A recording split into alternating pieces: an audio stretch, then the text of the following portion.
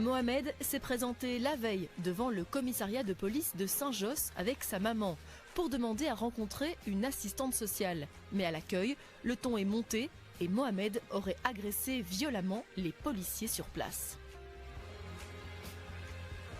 Est-ce que vous savez pourquoi vous êtes là, monsieur? C'était la fin de la journée, tout le monde était un petit peu énervé et stressé. Puis bon, voilà, c'est pas moi qui ai frappé le premier. Moi, je n'ai pas frappé du tout. Moi, j'ai pris des coups parce que j'ai crié. Pas eu de chance, il y avait des gens à l'accueil, c'était pas les mêmes que d'habitude. Et ça a dégénéré. Mais ça, c'est le moins qu'on puisse dire que ça a dégénéré, hein, parce que l'inspecteur de police, il a une incapacité de travail. Mais ça, on va y revenir dans un instant. On lui a pas donné aucun coup. Il nous a frappé, on l'a laissé nous frapper, bon sang. Ça n'a aucun sens, hein, monsieur. Vous me dites que vous présentez auprès des services de police. Attendez, monsieur, je suis désolé, je ne vous ai pas entendu parce que j'étais en train de parler. Je suis en train d'essayer de vous expliquer que moi, j'ai une déposition ici, j'ai des caméras auprès des services de police aussi qui déclarent qu'ils vous ont filmé par rapport à tout ça, que vous vous êtes présenté à l'accueil, que vous êtes devenu particulièrement nerveux, à tel point qu'il y a eu un policier qui a... Je suis désolé, j'ai toujours pas fini de parler. Qui était toujours en train d'essayer de vous calmer en disant « Monsieur, ne vous inquiétez pas, votre tour viendra ». Et que puisque vous continuez à vous montrer particulièrement agressif et nerveux, il a dû vous amener plus loin dans le commissariat. Qu'à ce moment-là, vous vous êtes rebellé et que vous l'avez attrapé au niveau de la gorge et au niveau de la nuque jusqu'au point qu'il ne pouvait plus respirer. C'est totalement faux. C'est totalement faux et je voudrais bien avoir ces caméras. Ah bah écoutez, ce sera pas compliqué, hein, puisqu'il me déclare que tout a été filmé. Il me déclare aussi qu'on vous voit sur les images en train d'essayer de vous taper la tête sur les barreaux et contre les plexiglas pour essayer de vous blesser. Je peux parler? Allez-y. S'il vous plaît. Regardez, même, ça ce sont les traces de menottes d'hier. 4 heures menottées à l'arrière de la mauvaise manière dans un cachot. Ou à la fin de douleur, oui, je hurlais et je tapais ma tête sur la porte pour qu'ils viennent les desserrer. Mohamed jure ne pas avoir provoqué les policiers, ni les avoir frappés et crie à l'injustice. J'ai pas frappé une seule fois, je suis Donc vous êtes en train de me dire que vous étiez dans la salle d'attente, en train d'attendre gentiment avec votre maman, et qu'en un coup, il y a un policier qui, sans aucune raison, vous attrape et vous pousse de force et commence à vous frapper. Ouais. Et me demande non, attendez, vous êtes en train... Vous vous rendez compte de ce que vous me dites, hein, monsieur? Oui, ben moi, écoutez, quand je vous dis ce qui m'est arrivé, regardez mon état, ça n'a pas l'air de vous effaroucher. Avec tout le respect que je vous dois, monsieur, si vous voulez me mettre en prison, vous me mettez en prison, c'est pas la première fois. Mais je sais que je vais bien dormir parce que je n'ai rien fait. Je me suis présenté au commissariat avec ma maman pour voir une assistante sociale et regardez où on en est. Et c'est à moi qui dois me justifier des erreurs de vos collègues. Mais de leur côté, les forces de l'ordre affirment avoir été non seulement agressés, mais aussi menacés de mort. Par rapport aux menaces, vous avez dit aux agents de police que vous étiez du quartier, que vous alliez revenir leur faire la peau, que vous alliez venir vider un chargeur sur les inspecteurs, que vous alliez vous venger avec un couteau, qu'il ne faudrait plus qu'une patrouille sorte car vous allez vous venger. Ils ont fait une grosse bavure, hein, qui vous ont rejeté. Non monsieur, on est d'accord par rapport à ces propos ou pas? Attendez, non, on va rien clore. Non, on va rien clore du tout pour l'instant. Tout de suite on va clore, moi. C'est prison, libération. Je vous ai respecté, respectez-moi. Moi ce que je constate simplement, monsieur, c'est la dernière fois que je dois m'énerver contre vous. Sinon clairement vous redescendez en cellule et on en parle plus tard, ok? Par rapport à ces propos, je vous ai posé une question claire. Je vous ai dit les propos qui sont relevés par les policiers. Vous avez tenu ces propos-là, monsieur? Non, j'ai pas tenu ces propos. Alors pourquoi vous avez dit il y a un instant, il le mérite? Parce que, de ce que vous me dites comme propos, il y en a certains là-bas qui mériteraient une bonne baffe. Je suis désolé, quand je vois comment on est traité et roué de coups de pied et de coups de poing au visage. Mohamed continue de jurer avoir été le seul roué de coups, mais un policier présente de sérieuses blessures. Écoutez, si le monsieur me jette à terre et qu'il se jette sur moi et qu'il commence à me frapper, mais il est normal qu'il se blesse. Il est normal qu'il se blesse en se jetant sur vous. Oui, il m'a jeté à terre et il s'est couché sur moi et ils m'ont roué de coups. Et j'ai juste fait ça. Parce que je sais bien que ça ne sert à rien d'aller frapper un policier. Laissez-les vous taper. Dans un quart d'heure, une demi-heure, ils seront bien calmés. Alors vous allez m'expliquer comment ça se fait qu'il se retrouve avec des blessures, notamment au niveau de la lèvre. De quoi? Ce policier. Mais c'est pas moi. Peut-être qu'il a eu une autre intervention. Montrez-moi les caméras. Moi, je veux voir la réalité. Montrez-moi que j'ai frappé un policier. Montrez-moi ça. Vous reconnaissez même pas que vous êtes capable d'avoir commis une erreur hier. Vous n'êtes même pas capable de reconnaître que vous avez commis une erreur. Qu'est-ce que j'ai fait comme erreur, hein? C'est de me rendre dans un service de police de merde, hein? Oui, si vous avez quelque chose contre moi, je vous le répète encore une fois, vous me mettez en prison. Si vous n'avez rien, vous me libérez. Vous allez en cellule, monsieur. Je vous ai respecté. Vous allez en cellule. Au revoir et bonne fin de journée. Non, on n'a pas terminé de se voir, ça je vous le dis. Vous allez vous calmer en cellule et on en reparlera en fin de journée, ok? Calme. Monsieur retourne en cellule. Mohamed continue de clamer son innocence. Il n'a ni frappé ni menacé les policiers. Agressif, il est renvoyé en cellule, le temps de retrouver son calme. Olivier, lui, décide entre-temps d'appeler le commissariat pour demander à visionner les images de l'altercation. Ah bah ça c'est parfait, ça m'intéresse au plus haut point. Si vous avez ces images-là, il me les faudrait en extrême urgence. Est-ce que vous pouvez me les transférer? Sur les images, Mohamed, dans sa cellule, est filmé par un policier et ses propos sont édifiants. Je vais vous dire une bonne chose, monsieur. Dites, je vous écoute. Monsieur, respectez mes droits, parce que aujourd'hui, vous m'avez dégommé à 4. Demain, vous serez dans la rue. Peut-être que ce sera mes agents à moi qui vont vous dégommer. 4-5 gamins de 15-16 ans.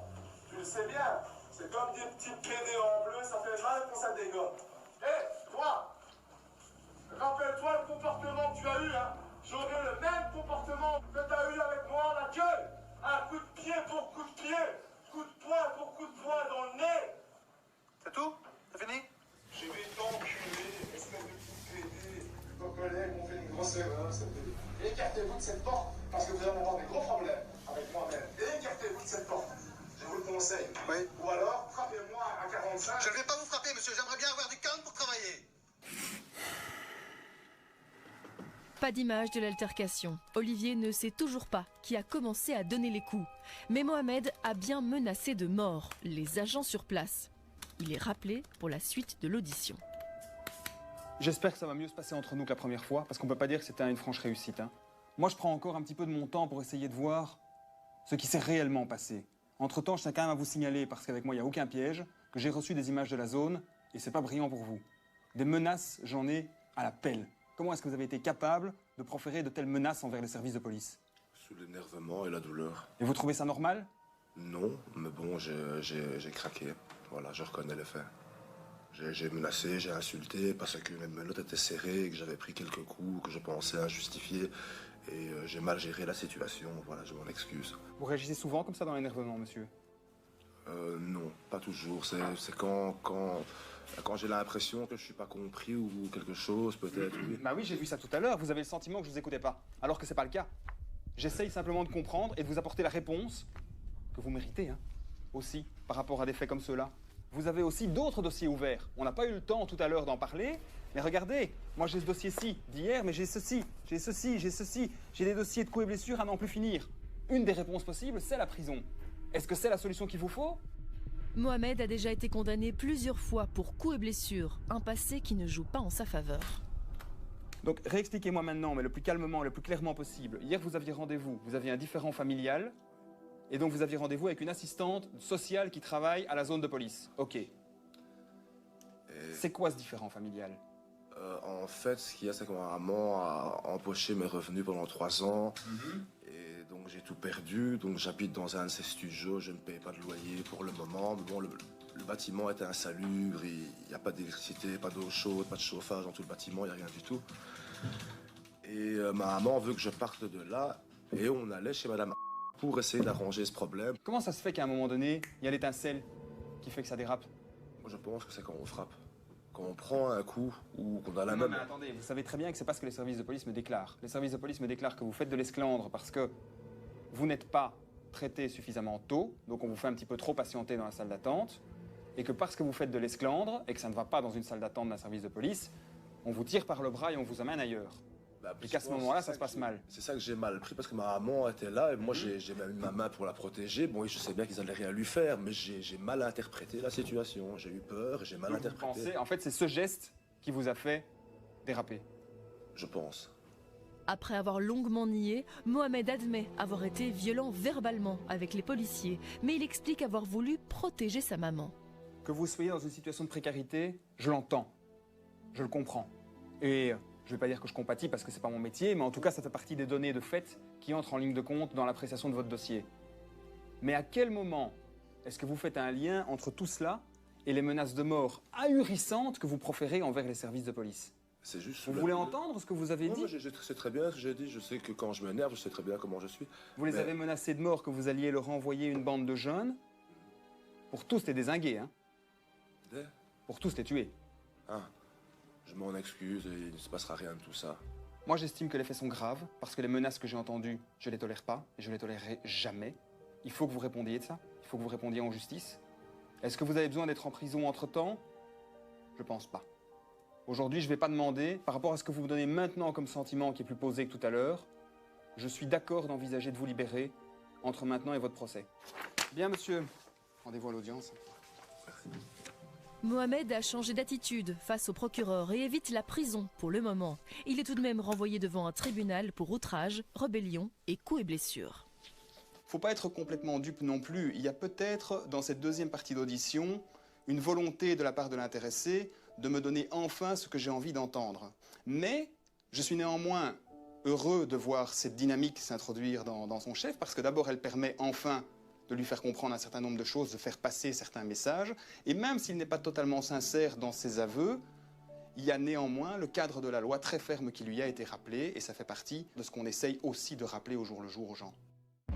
Mohamed va-t-il réussir à garder son calme face au juge? Nous le retrouverons plus tard au tribunal correctionnel de Bruxelles. Dans la première partie de l'émission, nous avons assisté à l'audition de Mohamed au parquet de Bruxelles. J'ai pas frappé une seule fois, je suis Donc vous pas êtes en train de me dire que vous étiez dans la salle d'attente, en train d'attendre gentiment avec votre maman, et qu'en un coup, il y a un policier qui, sans aucune raison, vous attrape et vous pousse de force et commence à vous frapper. Ouais.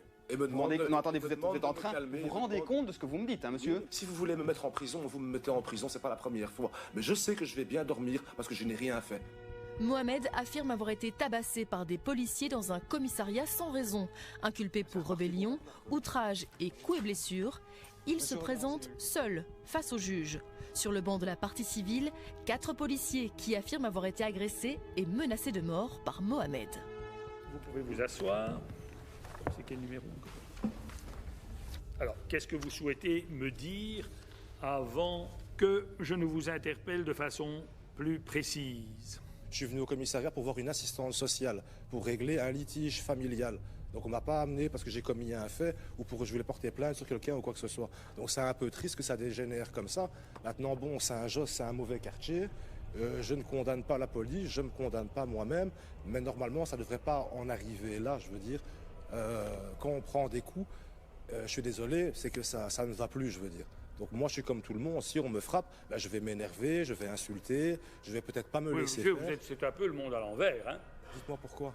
Mais vous vous présentez au commissariat de police et ce que ces messieurs constatent, c'est que vous faites de l'esclandre. Non, je ne fais pas de l'esclandre, je suis en présence de ma maman. Donc je ne suis pas venu pour faire de l'esclandre. Oui, mais pourquoi voulez-vous que la police vous dise que vous faites de l'esclandre? Et puis, ils constatent que vous êtes très nerveux, vous êtes insultant, que vous sentez l'alcool. Donc ça devait être la grande forme, hein? Bah oui, j'étais un petit peu fatigué, mais j'étais pas ni agressif ni quoi que ce soit, j'étais plutôt endormi.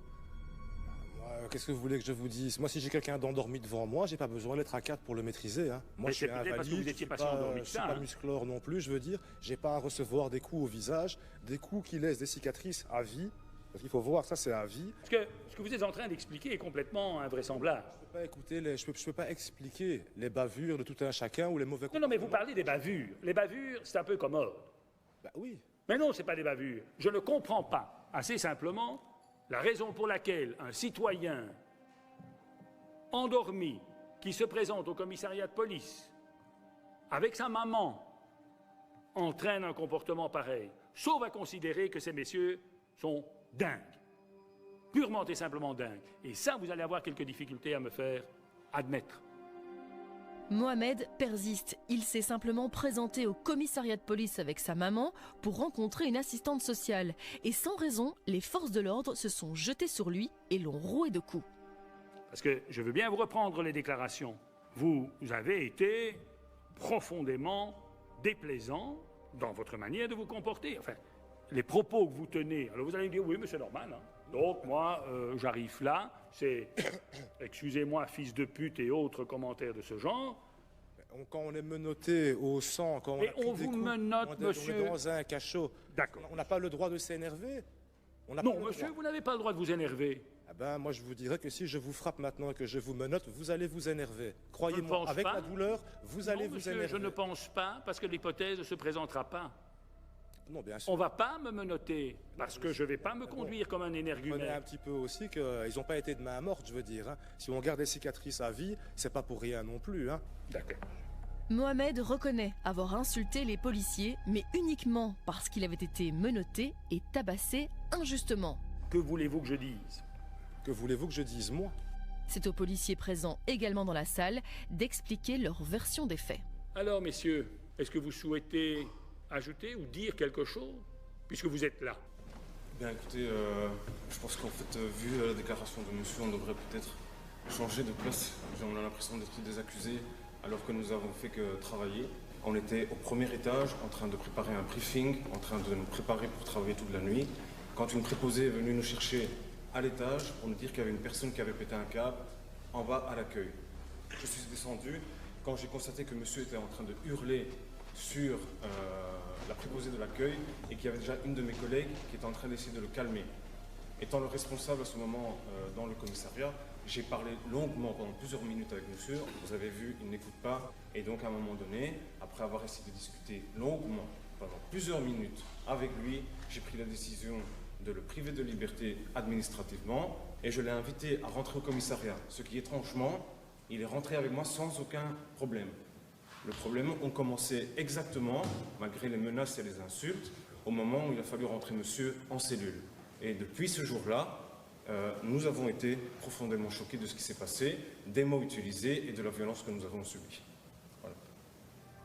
L'inspecteur Gonzalez confirme que Mohamed a dû être maîtrisé car il était ingérable à l'accueil du commissariat et qu'une fois à l'entrée de sa cellule, il s'est violemment débattu.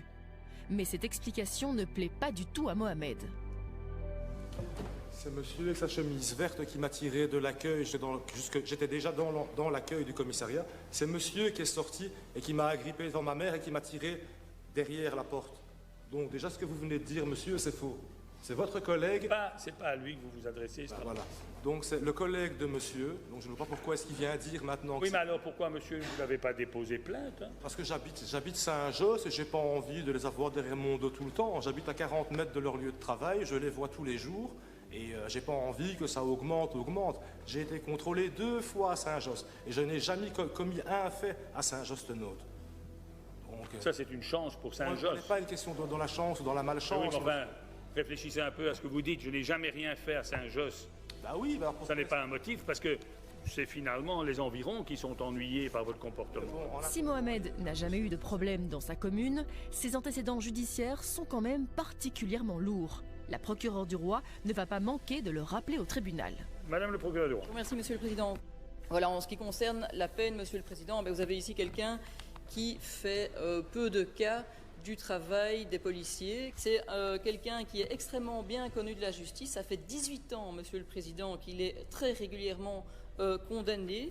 Depuis 2000, vous voyez son casier judiciaire qui fait 7 pages et c'est systématique. Vous avez chaque fois des faits de violence, donc rébellion, outrage, déjà en 2000. Vous avez d'autres condamnations, notamment en roulage, des ivresses au volant, des délits de fuite et encore donc ici des menaces par geste, des outrages, etc. C'est récurrent, Monsieur le Président. Donc c'est pour ça, je pense qu'à un moment donné où Monsieur doit comprendre le message, ça suffit. Ces comportements sont inadmissibles. Je vous demanderai une peine sévère, c'est-à-dire 15 mois d'emprisonnement. Et j'ai dit je vous remercie.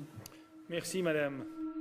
La procureure du roi demande 15 mois de prison, mais propose un sursis si Mohamed accepte de se faire suivre pour apprendre à gérer ses problèmes d'agressivité. De son côté, l'avocate des agents de police rappelle que l'inspecteur Gonzalez a été sérieusement blessé dans la bagarre. Elle réclame pour lui 5 000 € de dommages et intérêts et 2 000 € pour ses collègues. Monsieur, qu'avez-vous à me dire? Moi, j'ai pas frappé. Donc je ne vois pas comment est-ce qu'ils sont choqués, traumatisés, qu'ils sont pas bien. Ils n'ont pas pris un coup. Ok, des menaces, c'est pas gai, des insultes, c'est pas gai, d'accord. Mais vous m'avez frappé. C'est pour ça que je me suis énervé. Et tout, Voilà, j'ai dit et je vous remercie. Est-ce que vous acceptez le principe qu'il y a peut-être là un travail à faire par rapport à la gestion, comme disait Madame le procureur du roi, du comportement violent, voire de la consommation d'alcool? Est-ce que ça a du sens pour vous ou pas? Non, mais je suis d'accord pour un sursis probatoire ou pour un suivi, il n'y a pas de souci. Qu'il soit psychologique ou pas de souci, oui. Oui, mais il ne faut pas me dire ça pour être sorti des flûtes. Non, pas du tout. C'est pas l'objectif, c'est vraiment de se dire qu'il y a peut-être là une difficulté, indépendamment de tout le contexte, qu'il y a une difficulté et que cette difficulté, il faut essayer de la gérer. Vous êtes d'accord avec ça? Ça va. Bon. Est-ce que je peux ajouter quelque chose? Ça va de soi. Je vais quand même leur faire des excuses, parce que je ne suis pas un mauvais garçon à la base. Donc, messieurs, si on a eu un petit souci, je m'excuse aujourd'hui, devant le tribunal, devant tout le monde. J'espère qu'on va plus prendre la tête. Je ne viendrai plus vous déranger au commissariat dans votre travail si j'ai un souci familial. Et comme on dit chez nous, sans rancune. Merci. Bien. En tout cas, ces excuses ont le mérite d'exister.